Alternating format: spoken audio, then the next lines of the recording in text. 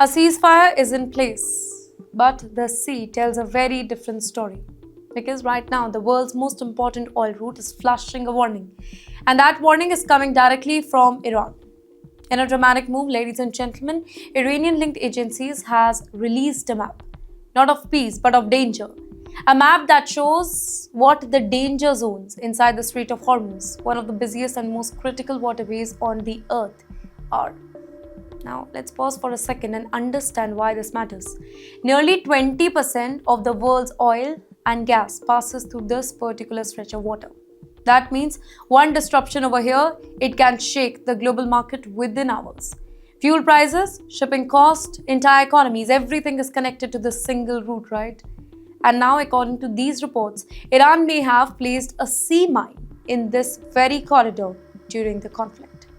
The map, shared by agencies believed to be very close to Iran's security forces, it shows a large marked circle labeled danger zone, and that too right in the middle of the shipping lane.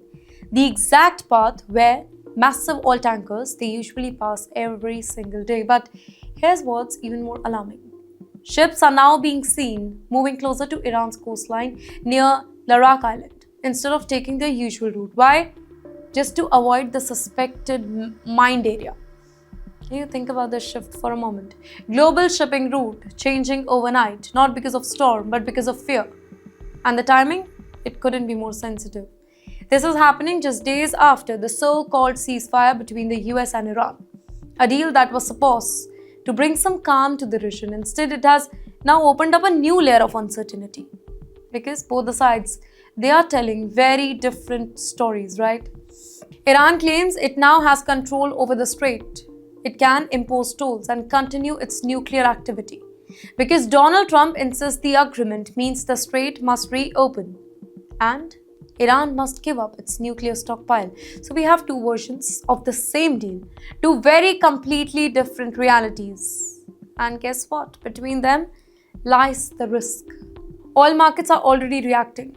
Prices have jumped back close to $97 per barrel after briefly falling when the ceasefire was announced. And that tells you one thing: markets don't trust the calm. Even shipping data is sending warnings. On the first day of the ceasefire, only a handful of ships they were tracked passing through the Strait of Hormuz with their system turned on.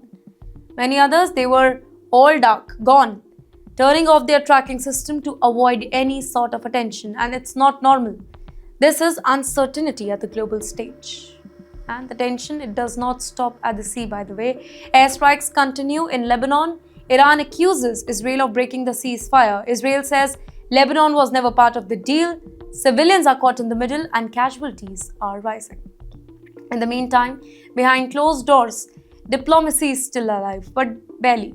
Talks are expected in Islamabad though, with delegations arriving even as missiles and drones continue to make the headline.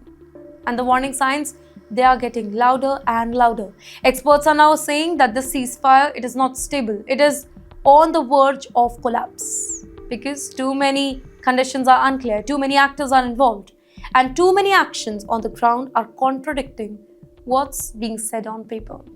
So, what is Iran really doing by releasing this map? Could this be a signal, a message, basically a pressure tactic? It can be. A way of saying we control this route and we can disrupt it whenever we want to. And what is the US response? A clear warning. American forces are staying in the region. Warships are still deployed. And Washington has made it clear. If the deal is broken, the response will be bigger, stronger, and immediate.